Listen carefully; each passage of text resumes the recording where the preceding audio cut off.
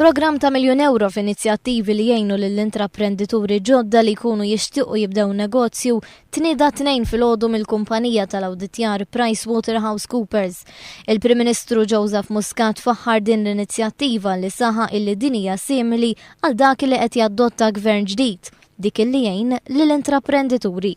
Fil-fatt, Joseph Muscat fisser kif bħalissa l-Gvern qed jesplora l-possibiltajiet biex jinħolqu inċentivi għas-settur privat u għażiet jgħid li minkejja li dawn l-inizjattivi kienu diġà isiru, jidher illi ma kinux jagħtu ir-riżultat mixtieq. Il-Prim Ministru stqar li madwar 50% tan-negozji li jkunu għadhom jibdew ifallu. Bħala pajjiż dan ma jistax jiġi aċċettat u bekk inizjattivi bħal dawn huma l-mod ta' kif għandna nibdew nimxu l-qoddim. Issemma kif bħalissa l-Unjoni Ewropea qed taħdem biex tinkoraġġixxi li z-zaghar jagħtu s-sem tagħhom fis-suq tax-xogħol, iżda fl-istess nifs qed teskludi s-sidien tan-negozji żgħar. Joseph Muscat qar li dan m'għandux ikun il-każ f'pajjiżna u għalhekk li b'inizjattivi bħal dik imnedija llum dan iċ-ċans jista' jingħatalhom. Dan il-programm qed isir b'kollaborazzjoni mal-Università ta' Malta u Times of Malta.